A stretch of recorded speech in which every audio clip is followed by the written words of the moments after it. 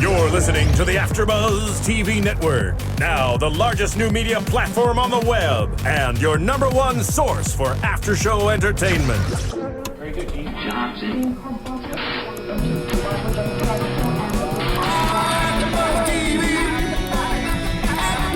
From the AfterBuzz Studios in Los Angeles, California, presented by Maria Menounos and streaming live thanks to Akamai Technologies, this is AfterBuzz TV's Game of Thrones After Show. We'll break down tonight's episode and get you all the latest news and gossip.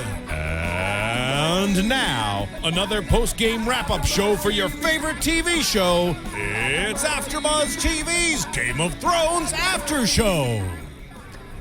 Oh, I was like waiting for the theme song to just burst in, and it was a little softer this time. Okay, so guys, I'm still waiting for it. So guys, I'm Dave Klein, and joining me today, the lovely Kristen Snyder. Hello, guys. And for you Game of Thrones fans out there, fans of a podcast of Ice and Fire, you just may know Kyle Maddock. Thanks for having me, Joining guys. us once again this season. Thanks for coming on. Happy to be back. Thanks for having me. Thanks for coming on. And we have the lovely Autumn Chickless with us tonight. Hello, everybody. Ooh, I'll clap. Ow! Thank you.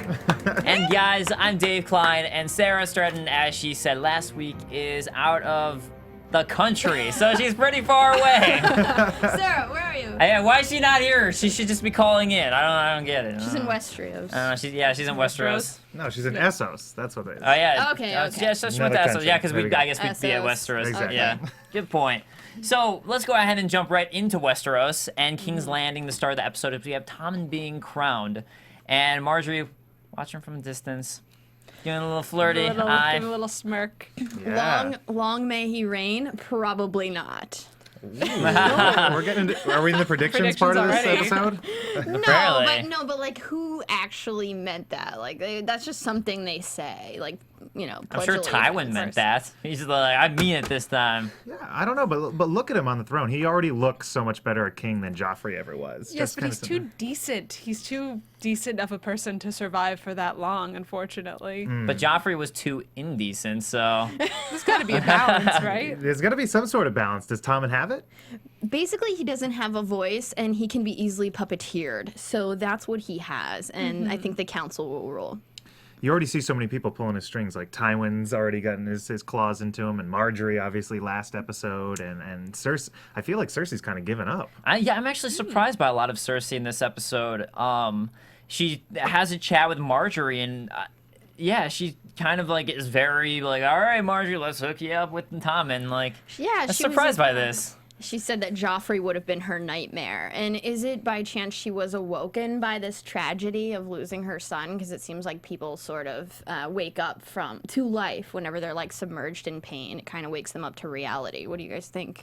Yeah, I mean, what step of the denial phase is she in, or in the, Yeah, the that's a step good of point. grieving? Yeah, like right. she was in denial right at the beginning, and now she's accepted. Now it and she's kind of- you think you go through anger first. You have to get through anger, and then You kind of go back and forth between the stages, but it's interesting that she has kind of, at least in this episode, seemed like she's kind of become a bit submissive, but that just doesn't sound like her. So I feel like in later episodes, we're going to see her fire come back in some way, especially with the trial coming up.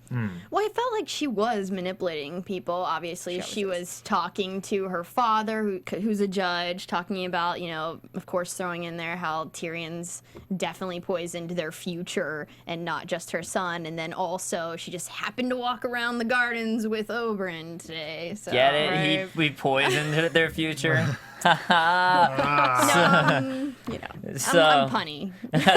Dizana saying he too is shocked about the way that Cersei was acting this episode, but so Marjorie also she's claiming she hasn't even thought about being the queen. That thought hasn't even crossed my mind yet. I'm sure Cersei sees right through that as well. I mean, no one in their right mind Right. could just say, oh no, I've never thought about the Iron Throne. That's not something that anyone ever thinks about. Like this when they enter soon? King's Landing. No. I'm sorry there wasn't a huge eye roll by Cersei at that point. Like I was just expecting Right? epic. Yeah, I was surprised too. Like, Well, I think what happened is she was kind of in like I'm playing the game mode, and then as soon as Marjorie was like, I don't know whether to call you my mother or my sister, then we got the eye right. roll. Yeah. Yeah. And I think that was like, okay, now I'm back to I hate my life.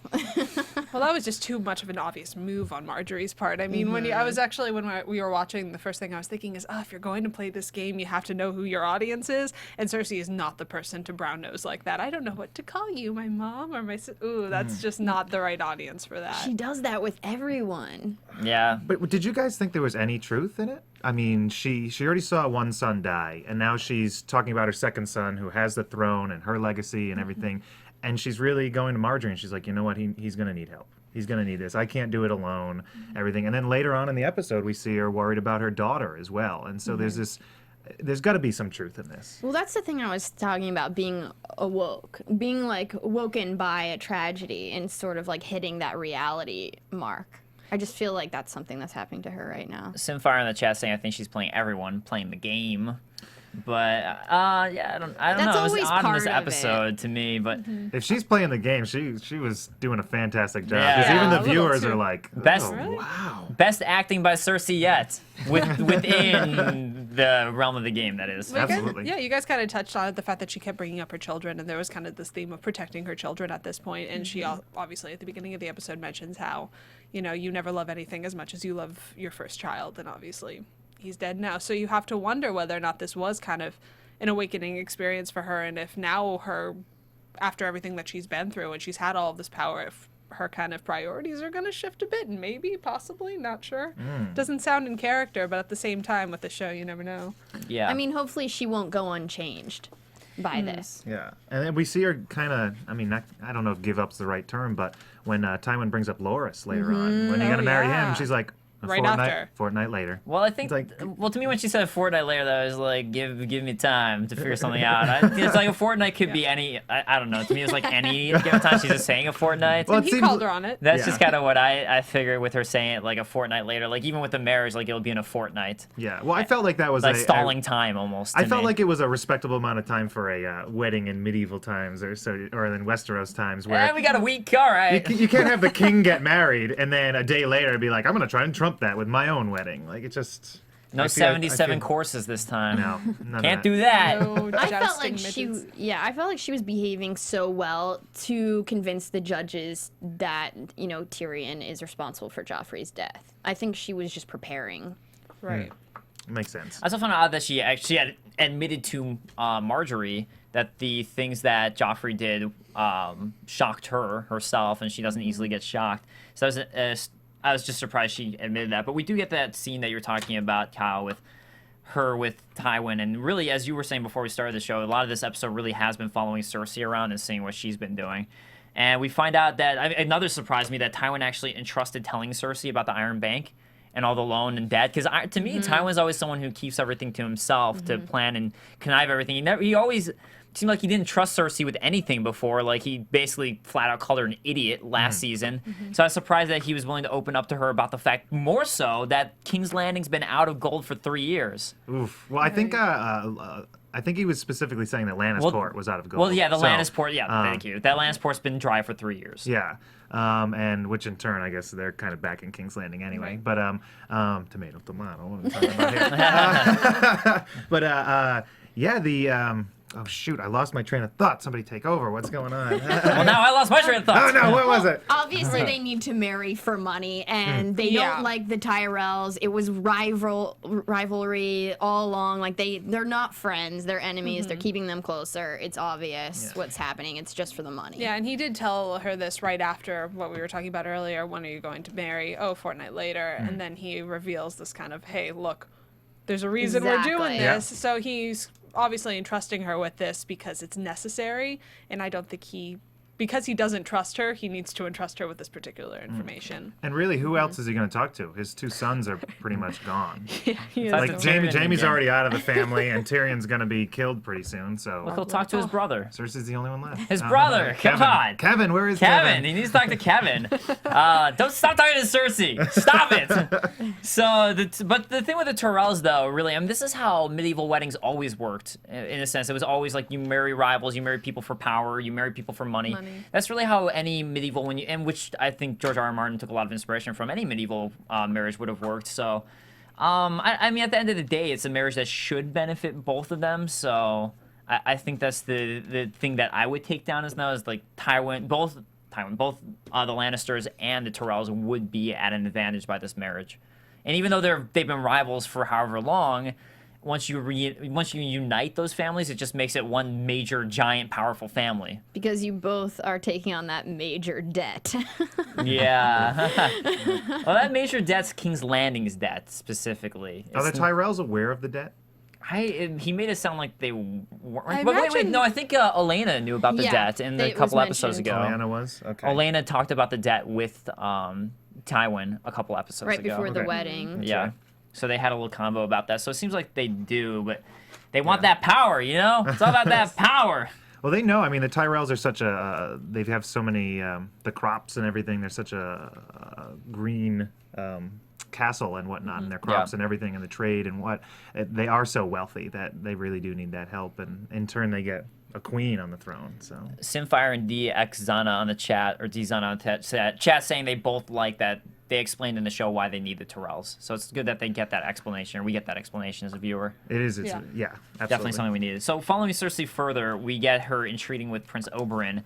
And to me, at first, why wasn't he in a whorehouse? What's with that, Prince Oberyn? I mean, like, He's what? writing poems. He can do that in a sensitive. whorehouse. There you go. He is a Sensitive. multifaceted individual. Now, I don't know about you guys, but when I write poems, I need to be outside in the garden. Well, I need to Can't be be in a like whorehouse? while I'm making coitus with girls. That's when I'm writing my poetry. Okay. Oleana's gone now. So I'm a somebody has to take multitasker, it. okay? I multitask. The more you know. Nice. So, but at first I thought Cersei was going to him to hurt him. I mean, he likes both sexes, so you know. But anyways, I thought that she was going to him specifically for the sake of to try to get his trust, to make him judge harshly against Tyrion. But instead, she really ended up going towards the Myrcella route. I don't agree with that at all. She acted like she was so caring about her daughter, and I have no doubt all that's true, and she misses her, but it was more so a ploy in my mind to just kind of sneak in, oh, I have no doubt that Tyrion is the murderer of my son. Well, she did do that Yeah. connection, as you said, definitely, where she was like, your sister, my son, same thing happened. So there's Yeah. that connection. Yeah. She's trying to build that bond with the judges so they'll sympathize with her side in the Exactly. trials. Is this what it's all about? Yeah, once again, and a lot of this with Cersei has been kind of like, I don't know, the foundation of what is going to be kind of the house. In next episode, we're going to see exactly what all of these little like chess pieces she's planted here are going to like Exactly. move forward. So I'm really interested to see exactly if she's totally full of it like she normally is, or if there is actually a level of truth in it. Is there Or no there's one supposed to out be there no- who loves Cersei? Who's Oh, like, there are plenty of "Oh, people who come love on." her, but maybe not for Are this there? They're character. so mad at what we're saying right I now. like Cersei for the entertainment. Yeah, that's Well, what I no, I mean. mean, I like Joffrey for the sake of he was a big villain. He's a Exactly, bad I villain. He's easy to agree. root against, but it's not a likable character. No, not at all. So it's need you those, need though. you need those, especially in a show like this. But yeah, so she's making all those connections, as you said, and building off. And do you guys? She asked about Dorne essentially, and Prince Oberyn saying that, well, we don't treat little girls poorly in Dorne, and Cersei not at all believing that. And what do you guys think, who haven't read the books? Do you think? What do you think of Dorne? And do you think he's telling the truth? What do you think? I think in his mind, they probably aren't treated badly, but what's treated badly? It seems like everything's different in Dorne, and I want to think of it as like this rainbow unicorn place that they describe it as, but it's. Somehow. I mean, it's probably not. This is just not that kind of world. So she may be happy. I don't know that he's definitely lying about that, but I don't think that all little girls are protected there. It's Well, just, she like, too even good to says be everywhere true. in the world they hurt little girls. Yeah. So yeah, I totally agree. Where I would really like to think that there is one place in this universe that he has created that is really decent and good, but somehow I kind of doubt that. I kind Yeah. of doubt that it. Yeah, and he's writing to his sad daughter or whatever, his daughter who acts up or whatever, and she lives in Dorne, so she's obviously messed up for a reason, just saying. Well, look at her dad. I mean, come on. I feel like he's not a very supportive father. I mean, like, okay, maybe he's a very supportive father. He's probably not he's just not there very often. Yeah, for her. he's all the way out in King's Landing. He doesn't need to be in King's Landing. He's just Yeah. there. He's a- Also, the importance of naming your children after someone that you don't burst into tears and get really angry after every time you hear rough. their name. Yeah.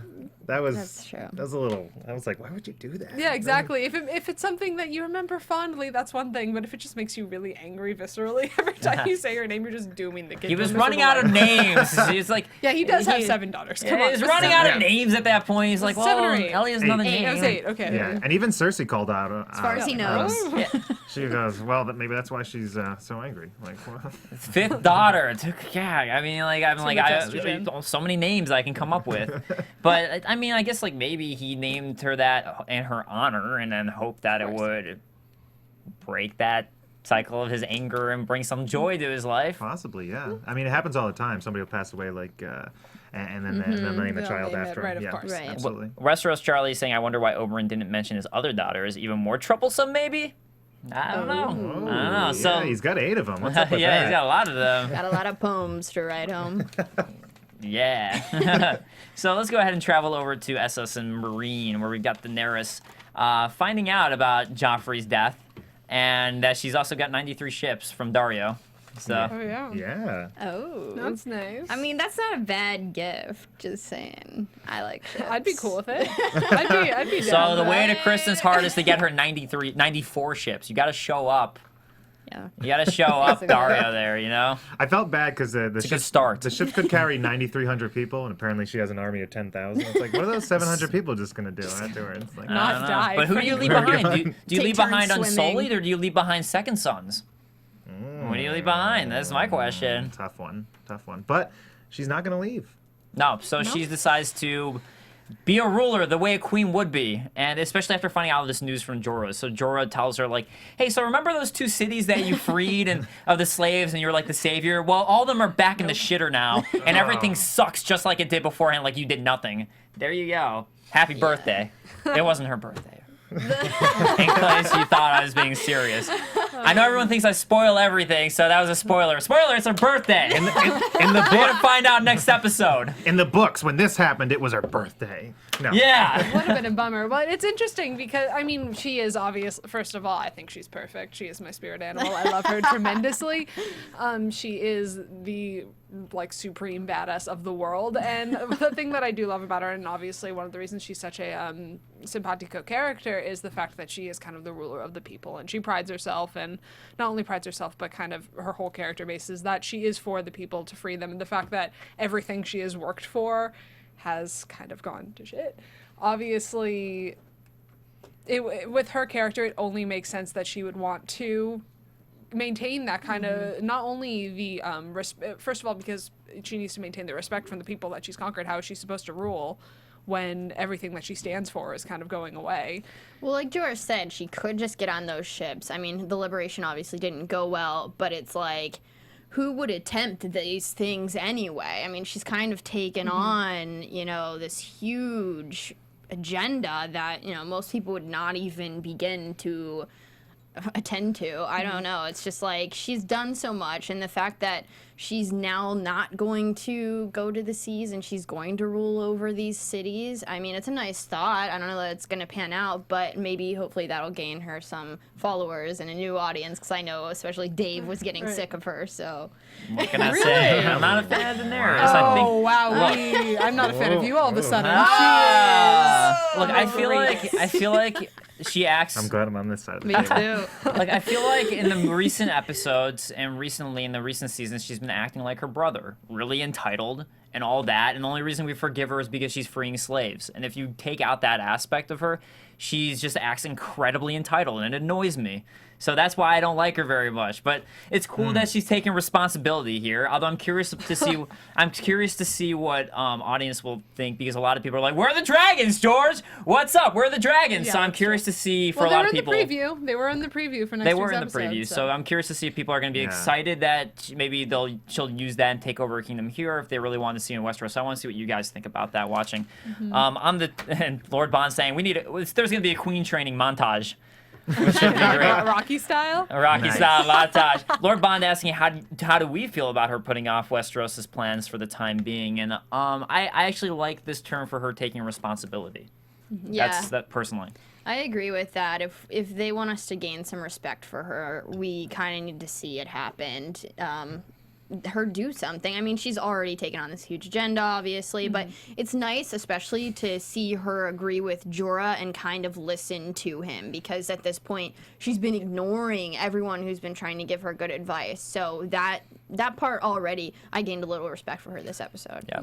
And I mean, this show, when you're talking about entitlement, this show is riddled with entitlement. Everyone's entitled. That's a good No, point. That's the way it my was. great grandparents once ruled this place, and therefore it is mine. But that is pretty much the basis of the show. So when it comes to entitlement, the thing that I really like about her is the fact that she tends to be a woman of her word, and that's the reason she is going to take responsibility for this. And that's the reason I think she is badass, and I disagree with Well, I you. mean, entitlement to me that bothers me is she's never, outside being born, she's never even been to Westeros, and it's just like, it's mine, I deserve everything. And it's like, that's a bit much to me. That's why. But you know, I totally Dizana on the understand chat that. agreeing with you, saying, "Dave, we hate you for hating Dany." So Well, she's been No, surrounded. I totally get it, though. I mean, that was my first reaction, too. But at the same time, then you kind of have to ignore everyone's entitlement. And well, I mean, so I much guess entitlement. when I look at the characters I like a lot, I mean, a lot of them get screwed over, like Ned Stark. But I mean, like, I like Nettie. Arya a lot, and she doesn't act peace. at all entitled, and she's one of the breakaway characters who doesn't act like that. So that's why I enjoy Arya. I enjoy Tyrion because even though he is entitled to these things, he doesn't get them, and he has to work. I don't know. He just doesn't act entitled, even though he is entitled. So that's why I like Tyrion a lot. But let me go ahead and talk about some chat stuff about Oberyn. So back to that. These Westeros Charlie saying, I wonder why Oberyn didn't mention his other daughters. Even more. Oh wait, hold on. Sorry. Elliot, Get Down Doe saying Elliot's the oldest daughter, by the way, so he hadn't used up his names yet. And I think in this episode, maybe that was, but I think in the episode he mentioned it was his fifth daughter. He did say Yes, it was he his did. fifth So daughter. I just want to clarify that. But Simfire then saying, give the guy a break. A ton of estrogen he has to deal with in that household. That's true. So- Like he cares. He'll take anything. I Testosterone, think- yeah, I know, estrogen, it's- he's all for it. He's all for Yeah. everything. There you go. He's a laid back dude. Free Other than love. when it comes to his sister. He's a hippie. There you go. Other than when it comes to his sister. So let's go ahead and move over to the Eyrie. Can I just say, on the Yeah, Daenerys yeah. thing? I'm really anxious to see what the viewers think about that, because I feel like her saying that line, "I'm not leaving," is a viewer's worst nightmare. Yeah, I would agree with Everybody's that. been waiting seasons. Like my friends that are only watching the show are like, "When is she gonna get there? When is she gonna get there? When is she gonna get there?" And all of a sudden she's like, "I'm not going."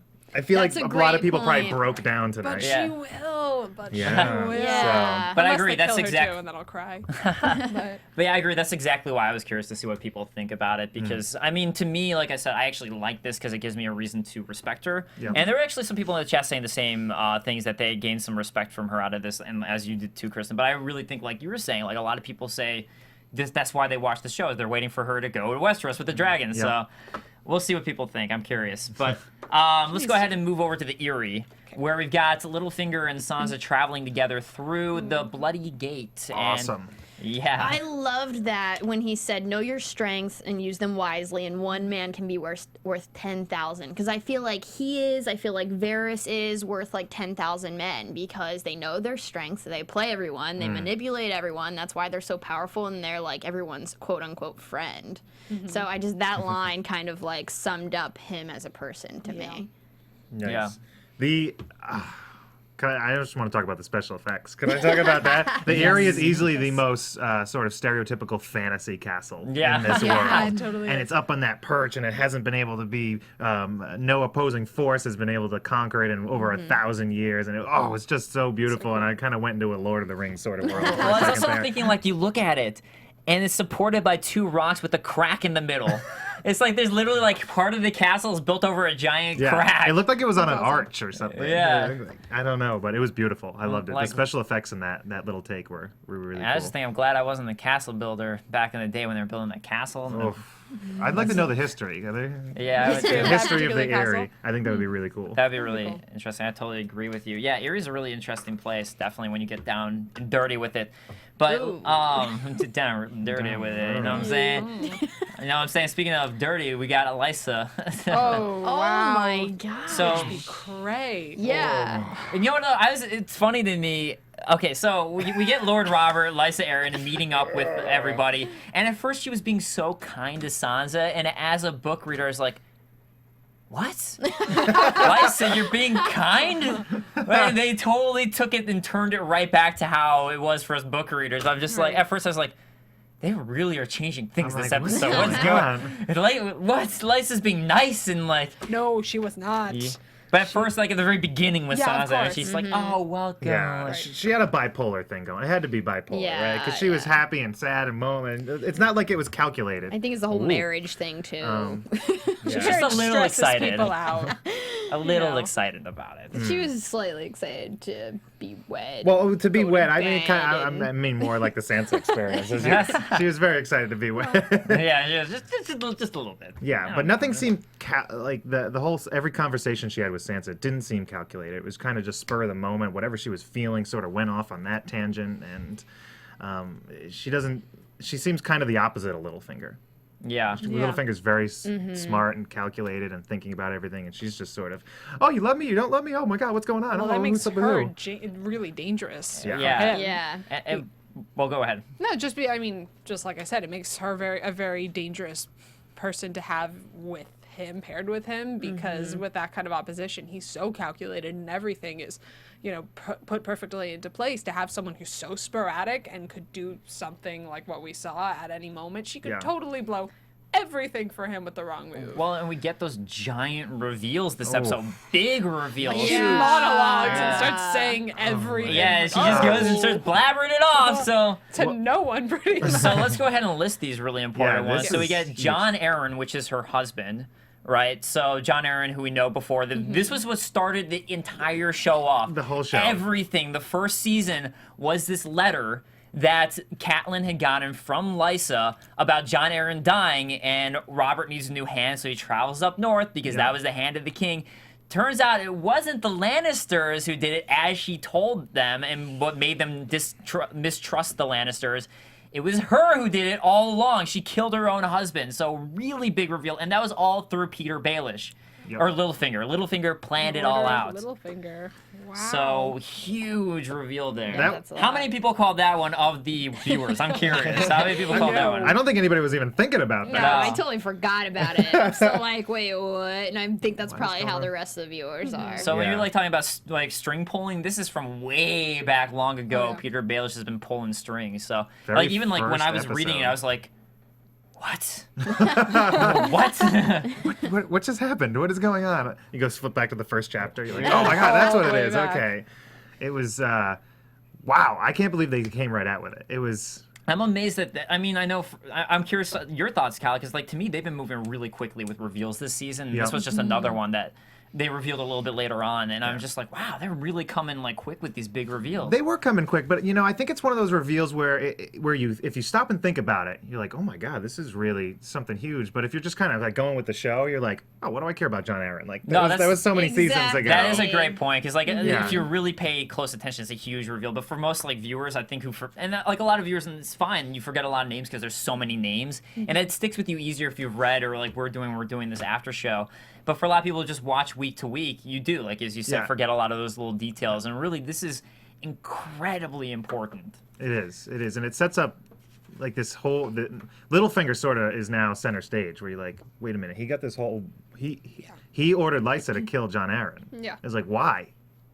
As a Yeah. viewer, it kind of Why? shines a spotlight right on him. Why did that happen? Confuse everybody, Like, that's as he the- said, that's the- confusion, bitches. That is the big mystery now. Why did Littlefinger have Lysa kill John Arryn in And the why? first place? And then why is he taking Sansa at this point and telling her everything? And there's a lot of questions Yes. with Peter Baelish. There we go. Because Sir is Baelish. it for love? No, I don't know. I don't think Yeah. that just doesn't sound like him. I mean, call me totally anti-romantic, but it just doesn't sound like he would be taking care of Sansa just because he loved her mother. That just doesn't sound right to me. It I doesn't don't ring know. true. Love so- or obsessed?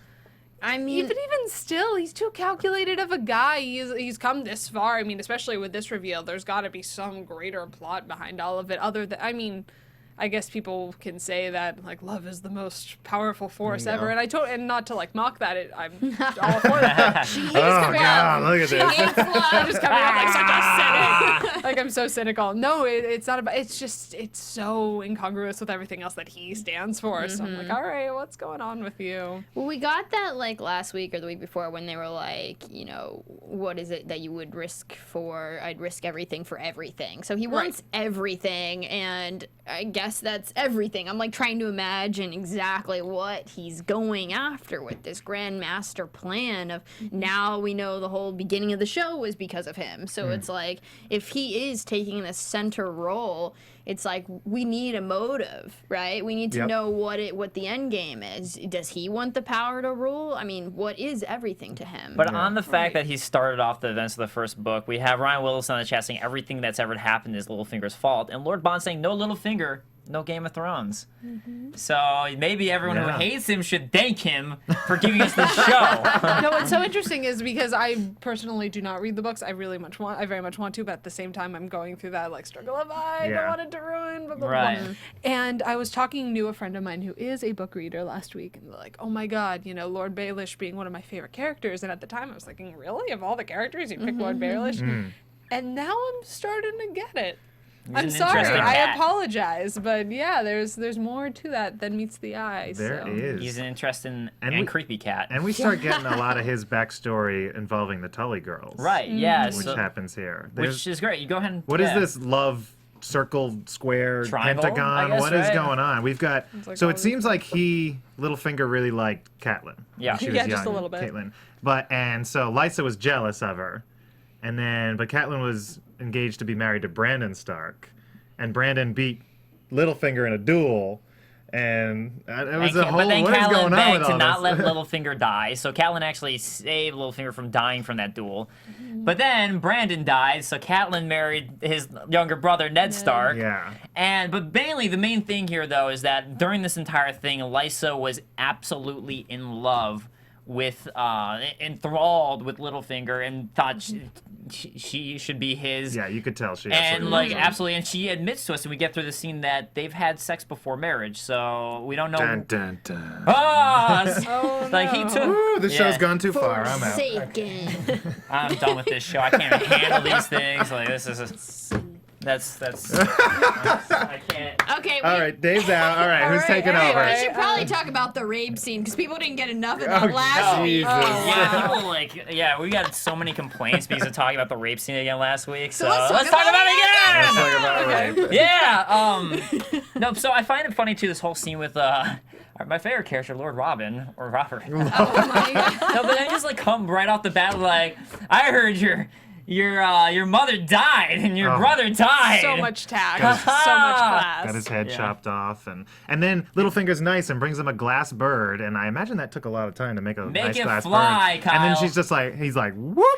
Okay, can we Gone. just talk about a little foreshadowing? Like, that's not going to be the last thing we see going down that hole by Robin. What's Just going down the saying. hole next? I don't know. Probably a person. I don't know. Couldn't get my mind out of the gutter when you guys were saying that. I'm sorry. I'm sorry. But, okay, so we get right away, though. I mean, basically, in order to shut up Lysa, Littlefinger's like, all right, let's get this. He starts revealing all these giant reveals. He's like, let's get married now. Yeah, let's do it tonight. And she's just ready to go with it. Well, he didn't want to get married right now. Like, he's Right. like, let me shower, and then the doors open, and we're ready for the She had the Septon waiting in the wings. Yeah, Yeah. that was a lot. That was crazy. But it's basically just like the only reason he agrees to do it that day is to shut her up. He's like, okay. Not what he was planning, per se. And we also get why she was so nice to Sansa. Which is, it seems like her plan and what she wants is for Sansa to marry Lord Robin. Yes. Yeah. And while it seems like in the way she makes it sound to Sansa, it's like, this is great for you. You're going to become the Lord of the Vale. I mean, really though, Sansa's the bigger get here when everyone thinks every other Stark is dead. So I mean, like under everyone's mind right now, the only person they think is alive is Sansa. So of the Starks. So that's Winterfell right there. And a lot of them don't even know at this point because she's just kind of gone MIA to most of the rest of the world. Right. So Yeah. I'm sorry, I meant Elaine. I'm sorry. By the way, Oh, so that's right, her yes. name that she's going under for you guys, because just in case they refer to her as again, is Elaine. That's her like.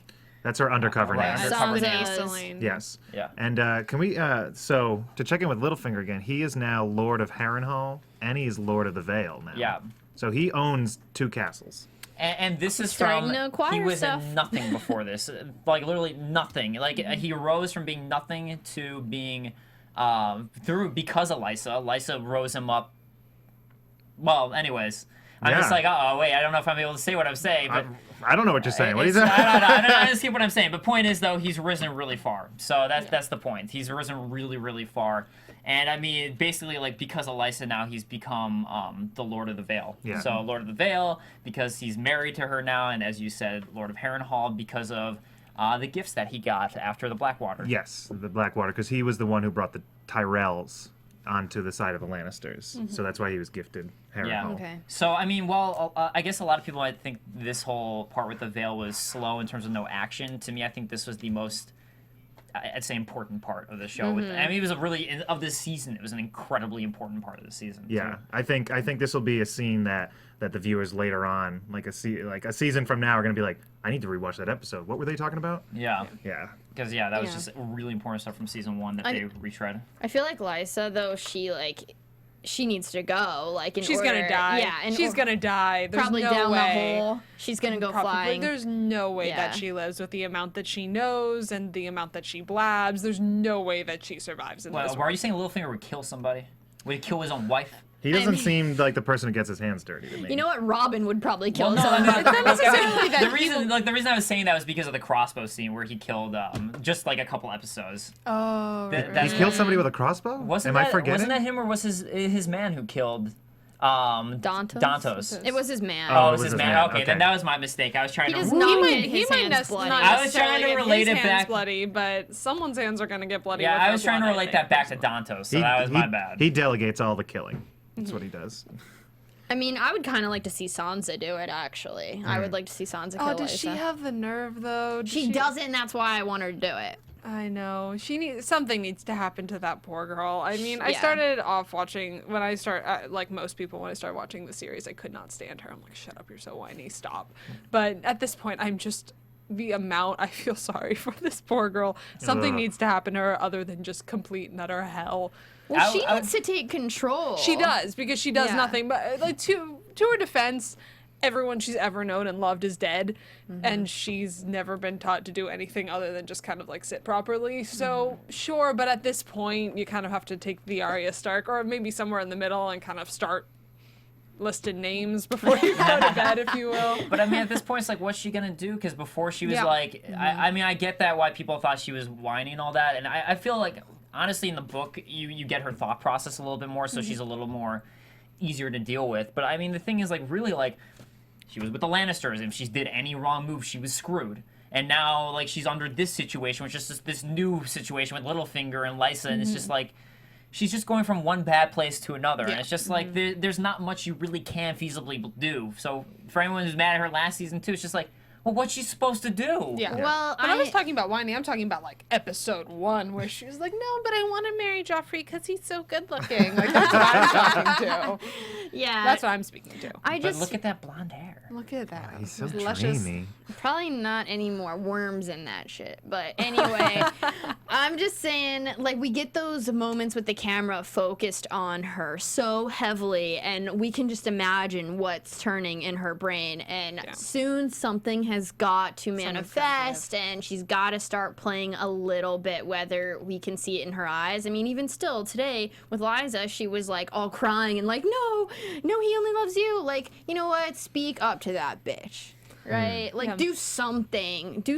Say something a little, like, edgy that, you know, shows people that you can't just What? step Yes, on I'm me. pregnant! Yeah, that would have got her good. Well, the Oh, only Jesus. issue, the thing with her, and you were touching on this earlier, is what is she to do? Because she's not so much of a commodity where they can't just kill her if she speaks up too much. And she's watched systematically everyone who has made any kind of like splash get their either head like on a spike or. Well, most of the time on a spike, frankly, Yeah. but you know, everyone's dying around her who has made even the tiniest splash. So I can understand if you're kind of picking up patterns why she would try to keep her head down and glide below the surface, especially like considering look at what Littlefinger's doing. All of the people that have survived that she has kind of been seeing have laid low. It's the same Yeah. thing in King's Landing. I just feel like you can only be suppressed so long before that turns into something else and the cat explodes off. I don't know. I can slowly see her starting to grow a backbone. I feel like last week on the ship with Littlefinger, where she was kind of asking some good questions of him and whatnot. Poking the right buttons, yeah, and That's a good point. You can see it. I think it's starting. I hope it's starting too. 'Cause And- I'd like to see Sansa really step it up. And on Yeah. your note, Lord Bond saying, what did Tyrion say last week? Sansa isn't a killer. Not yet, anyway. Exactly. So we He got did that have quote that from little Tyrion. thing, yeah. And Tyrion knows her so well. So let's go ahead and move over to Arya and the Hound. So kind of our comic relief for this episode, really. This whole season. Yeah, and this whole season. And Chicken. so they're Arya's reciting her death list, keeping the Hound awake at night. I just love Like we it. all do. Yeah. As we do when we go to bed, just name all of the people that we want dead. I mean, I'm glad at least like Arya does it too, because I felt alone until I watched the show. So. Glad you found a It's support good. system. Yeah, it's nice. It's nice to see that. So it was so great though. Like after the Hound, they have this bonding moment about the mountain, and then Arya lays down. It's like one person left on my list, the Hound. It's There you just go. Talk about someone with a backbone. My God. Okay, I don't know if you guys awesome. know this or if you guys have talked about this, but I found a statistic saying that Arya is the fastest growing child name in the U.S. I'm not sure how Wow. I feel about that, considering what's been going on. Really? But yeah, everyone's naming their kid Arya. I don't know if I would do it. Maybe if Yeah. I got like a pit bull, I'd name it Arya or something. I don't know about naming my child. I heard Khaleesi was Yeah. being Yeah, Khaleesi. That We too. talked stepping up. about that. I almost named my new car Khaleesi, but then I didn't. I was very close to though. But then I figured that if she dies, it's if the possible, queen she of dies. all cars, the mother of cars. I Yeah. can't. Curse That's the your other thing car. that's the other thing about naming your kid Arya or anything. I just couldn't do it just in case like she dies terribly, and then every time I get in my car, I just superstitiously. Yeah, you name gotta her. wait until the show's over, and then you can Yeah. safely decide. It'd be like Oberyn naming his kid Yeah. after his dead sister. I love Arya though. For me, one of my favorite books, and I said this in a couple seasons ago, but one of my favorite books is the Song of the Lioness Rampant series by Tamora Pierce, and the first book's about Lana, the First Adventure, but the main Nerd. character, it's a great book. I know, I'm sorry to read. But the main character, this is my favorite book since like I was in 3rd grade, and it's been for a long time. But the main character is a girl just like Arya. So if anyone enjoys Arya's character, I recommend that book series because it's a really good series. It's written in the same style as Harry Potter, but it's like it's basically following someone like Arya before Harry Potter was made. Be still by my the way. beating heart. Cool. Good recommendation. So, but we get after this whole great scene, the Hound waking up looking for Arya, and Arya's water dancing. And there's the great background on Macy Williams. So as we mentioned last week, we actually had an interview with Macy, a phone interview. If you guys want to go check that out, but she's talking about. She talks a little bit about that and what she had to do for those scenes. But she actually has a dancing background. And we asked her if that helped her a lot with some of these movements, and she said it does because it's the same thing with the choreography and all that. But yeah, so that her dancing background probably actually helps her out with these movements that she had to Water do. dancing. The water dancing. Nice. And she. It's actually how she got her role on Game of Thrones was through dancing. In a sense. I've seen a YouTube video of her in like some sort of group in a mall, like dancing Yeah, around. yeah. Flash mob. Flash mob. Hip hop style. She like That's dancing around excellent. and thing. And she also learned to use the sword with her left hand. I think Arya's did she? left-handed. I believe she's using the sword with her not main hand. Oh, that's Oh, great. cool. So Good with for her. with the characters. become hand. ambidextrous. Yeah. That's always something I would like wish I did with everything I do, and I'm just too lazy to. I I'm like, am should learn- ambidextrous. Are you? I'm jealous. Aw. You Lots just of won. tension You won over the there. Oh, jeez. Hate. Jealousy. Admiration. It's like Cersei talking to anybody. Yeah. So many crazy emotions going on all at once. So. We're getting a lot of talk about the mountain this season. Oberyn's been mentioning him Oh, quite yeah. a bit, and that's a good point. And the Hound and Arya, they've been really bringing him up quite a bit. We haven't seen him in a while, I don't think. So, But he's definitely going to come to the surface to be killed, at least, yeah. by If for someone. nothing else. If nothing else, either by Arya. Can you imagine the or Hound and the Arya? I mean, Hound. excuse me, the Mountain and Arya having a fight. That would be awesome. Hound would probably hold him. I don't know. The Mound's got armor and a really big fucking sword. Let me just throw that out there. Yeah, no, that was hilarious. I That's love crazy. that Did moment. you guys think that Arya thought she was actually going to stab him? I was thinking that. I was wondering that too, because like she went That's a for great it. question. She really committed Yeah. too, so I kind of feel like she had to have thought it. Did she think she was going to go right through that armor? Or at least she's like, might as well try. Yeah. That. Yeah. I just think that she thought, for one, he wouldn't let her. It kind of seemed like he was going to teach her some things, or like he would defend it. and I don't know that he thought that she really would. So they were both I think, caught off guard by each other's reactions or non-reactions. It's a bit of a YOLO moment. Yeah. He's like, oh, might as well go for it. YOLO! Yeah. He's like, he really The wants. hound. Hashtag YOLO. He really wants the money from me, so I guess I can try to kill him. He's not going to kill me back. And then she can go run back to the farmers and give them back their money. But I enjoyed And eat more pigs. and eat more Aw. and eat The stew. more stew. rabbit stew, right? But I also liked the whole Meryn Trant conversation about like, what? You mean the best swordsman in the world was killed by Meryn Trant? And he didn't have a sword. And he didn't even have a sword? The best swordsman in the world didn't have a sword? That was amazing. That was a great combo. I love the Hound. He's hilarious. But let's go ahead and move over to another group traveling, which is Brienne and Podrick Payne, another comedy group. I was just going to say, they're kind of trying to take the reins from Arya and the who Hound. wins the comedy duo? I mean, it's always going to be the Hound and Arya, but it was funny here because Brienne sort of releases Podrick of his duties, and he won't leave her alone, much to her dismay.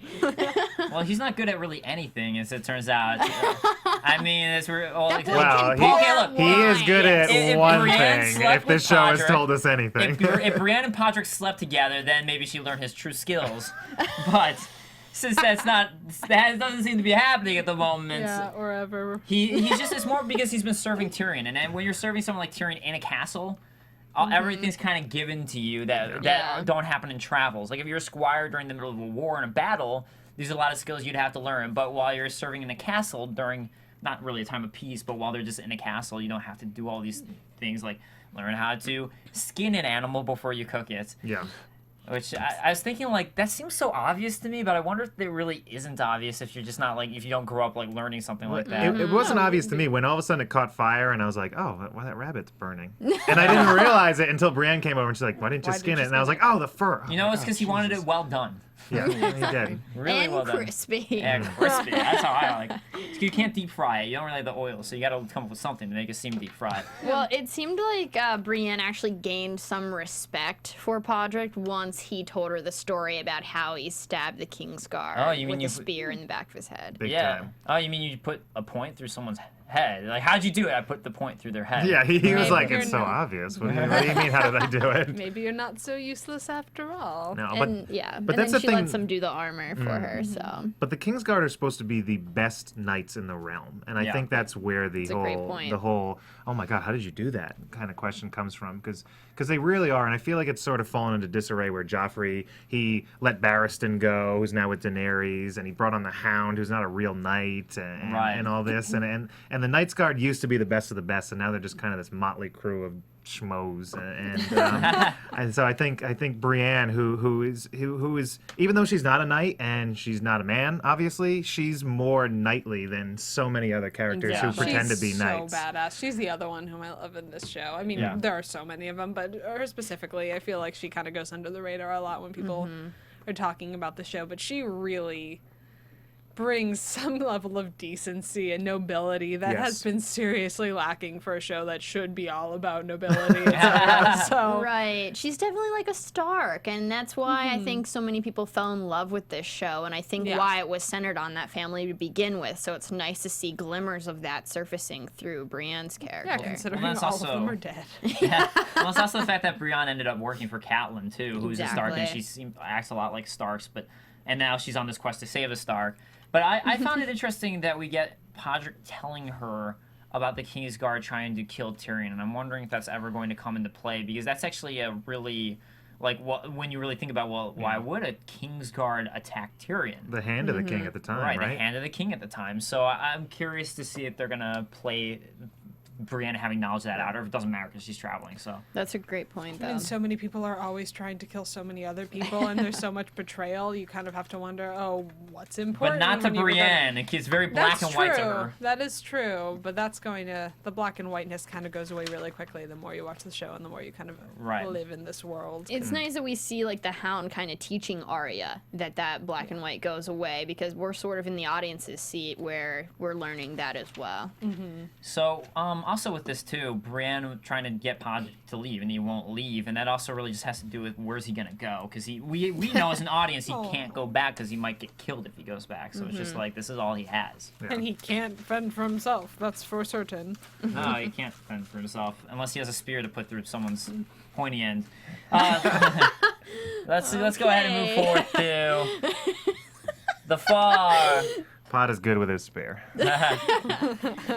Any spear. So let's go ahead and move far north, far away to the far off north, the Where there's- Craster's Keep. More spears. Craster's Yeah. Keep. So how do we sequence into this? Locke is looking. He's behind a tree, right? Right. That's how So we break into the last Rast is like off on his own, like, and then Locke chases out after Rast, like as Yeah. Rast leaves his non-post basically, and Locke finds his goal, his true goal, which is Yes. Bran, Yes. and decides not to tell Jon about Bran because his mission is going to be to steal him for himself. Yeah, he actually tells a smart lie to Yeah. keep John away from him. He's Right, like, "Oh, yeah, there are it is. dogs in there. We don't want to have them barking at us, so let's stay away from that." It little-" is a good lie, actually. Like, yeah, I agree. Yeah. Smart. So, yeah, we end up then coming to the scene where Bran, Jojen, Mira, and Hodor are Hodor. locked up with such a great Carl, the great, nice guy. Good guy. Good guy, Carl. As if you didn't hate him enough already, he's got to do another rape. Yeah, just another rape. Another rape. And you're going to have to watch, brother. Oh, that was so creepy. And I mean, I was looking at the staging of it, and she was literally like, her feet were like hanging on Bran, and I was like, is this gonna really happen right here? Is this? I was kind of wondering too if they're actually going to go through with it, but even with like Bran doing his prediction of everything, but they. Oh, you mean Jojen? Or Jojen, thank you. Sorry, Jojen. Jojen. I mean Jojen, yeah. So Jojen doing his prediction. But right on time, the Nice Watch is here to save the day. Bam. But how awesome. amazing was that scene setting by Jojen saying, you know, I saw you. He was like, oh, do you know what I'm going to do to your sister? Carl said that to Jojen. And then he's like, no, but I saw you die tonight. I saw your body burn. And I saw the snow cover your bones. And that was just like Damn. amazing. It was so. That's confidence. Yeah, it was so cool to actually see because you never get like those kinds of moments of triumph when suddenly, you know, you set up this really horrific scene, and more often than not, it plays out. It was kind of nice to see them set up this horrific scene. That's a You're great like, point. oh boy, here we go. Here's another rape and mutilation, and we're gonna have to take it. And then, no, the Night's Watch come in, and it's very triumphant and wonderful, and, you know, the people you want to see dead kind of die, and that was Yeah. kind of nice. You gotta do that once in a while, you know what Once I in mean? a while in this show, we Once need in a some while. Hey, justice. Joffrey just when died, when right? Joffrey Come died, on, I there you had go. when Joffrey died, I have to say I was with a bunch of my friends, and everyone just kind of started going, "No, there's no way they're gonna." Wait, that's too good. Wait, it's exciting. Nice. It's funny too. Really, this season, a lot of like, and this is why like a lot of people who after the Red Wedding, I was like, just wait a little bit, guys. Don't stop watching the show. Please don't watch. And Yeah. now there's like so many more positive moments happening. But Lord Bond on the chat saying if Locke weren't such a douche, he would be a badass. And I agree. And that double dagger play was awesome. That was cool. I think he got a lot of fans. I mean, on our podcast, we found out that a lot of people were like, "I like Locke. I like him Really? now." Yeah, last week. I And mean, it's like, watching well, him with watching the way he Light. handled those like dual knives, that was cool. I was like, wow, that's badass the way he's fighting. I like that. there And you the go. way- Wait, the they- dual knives was that was Locke. well, Carl was Or using. Carl. Sorry, I was Carl saying was using Carl, it. not Yeah. Locke. Yeah, Locke would. Yeah, it's true about Locke. Sorry, I went to Carl just because I like the dual daggers. Totally different So, character. like, Dual daggers. Teenage- I'm like, doesn't if matter Carl, who's doing it. If Carl wasn't such an asshole, he would be awesome because of the dual dagger thing. But yeah, Locke. Yeah, Locke is a really total badass because of the sneaking thing happening. He is. He's very cunning. It's kind of cool to see. Was. Yeah, he was. Very There you cunning. go. Yeah, can we talk about Him in past Can we talk tense. about Yeah, Hodor? let's go, yeah. Hodor, the badass here. Kristen predicted this last week. That was her I did. prediction. Thank you. Well Your done. prize? Thank you. I predicted the necklace thing too, and like Sarah was like, "No, you're crazy." Oh yeah, so we had a reader on iTunes. I'm sorry, I forgot who said it on iTunes, but a reader on iTunes was complaining like, there's one girl on the show who acts like she hasn't read the books, but she definitely has because she keeps spoiling things. So Kristen has not read the books. not read the She's books. not spoiling things. Not spoiling She's just anything. predicting things. So I'm a writer, and it's just like I know that when they throw those things out there, it's there for a reason, and I pay attention to that. So there you go, guys. Lord Bond Liar. on the chat saying, "Too bad Locke got Hodor." Hey-o. Oh. Oh. door. So That made me so There you happy. go. That was a cool moment, and we've seen Bran do that before. He warged into Hodor, I believe. Was it a Queen's Crown? I know that's what it was in the book. I'm not sure if that's the name of the place that was in the show, but he did do that earlier in a previous season. So we then, after this though, we get Bran making this big decision. Bran and the group, like, all right, we gotta to not meet up with Jon Snow because as Jojen points out to him, hey, if you meet up with him, you guys are gonna head back south, and he's gonna try to protect you. Jon's gonna try to protect you. So he ends up deciding to free the direwolves, head north To find the three-eyed raven by the weird tree. Yeah. and we get the great reunion with Ghost. So Ghost is finally back in Jon's life. Yes, I was so glad they did that because I've been wondering. I was like, why? Jon hasn't mentioned Ghost at all. It's like you grow up with this wolf, your dog, and all of a sudden he's like, oh, I don't care, whatever. And finally they were reunited, and I was like, oh, he does care. He does care. Yeah, I love this. I love all the direwolves. Direwolves are great. So great to see them back where they belong with the Starks and the Snow. But the Starks, as long as it's not Ramsay Snow. That is. So with that said, that kind of wraps up this episode. So Kristen, do you have any predictions you want to say? Quick prediction. You know what? It looks like Tyrion has to. It looks like they're all against him, and they're like, "Do you want to confess?" So obviously, it looks like they are putting him up to die, and that he was accused in the trial. But I think he's going to say something, and Jaime's going to come in and save him, or something like that. He's not going to die next episode. That's my prediction. And what about you, Adam? I actually happen to agree. I thought you were about to say you think that he's going to go, and I was going to disagree, but we happen to agree. I think that he's, I don't know, I don't think it's the end for him yet. Or at least maybe that's wishful thinking. But I do not think that's the end the for him. judges are all like, Oh, they are. They definitely against him. He's going into that trial. It is a farce, as Jaime put it. But at the same time, I just don't think it's the end for him. Yeah. All right, guys. Well, thank you again so much for joining us this week. Once again, I'm Dave Klein. You can find me on Twitter at @TheDaveKlein. That's Klein. Autumn, where are you at? Oh, I am on Twitter as well. Autumn Chickless, AutumnChiklis. Kristen Snyder at Cinematic Escape on Twitter, and you can check out my blog, Cinematic Escape. And I'm Kyle Maddock at Mad Canard, like the duck, and a podcast of Ice and Fire. Check it out if you've read the books. All right, guys. We'll see you next week. Later. From executive producers Maria Menounos, Kevin Undergaro, Phil Svitek, and the entire AfterBuzz TV staff, we would like to thank you for listening to the AfterBuzz TV network. To watch or listen to other after shows and post comments or questions, be sure to visit AfterBuzzTV.com. I'm Sir Richard Wentworth, and this has been a presentation of AfterBuzz TV. Buzz you later. The views expressed herein are those of the hosts only and do not necessarily reflect the views of AfterBuzz TV or its owners or principals.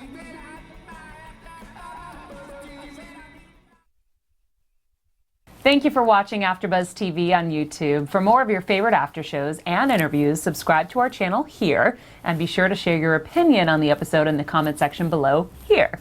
We'd love to see what you guys are buzzing about. Thanks again. Buzz you later.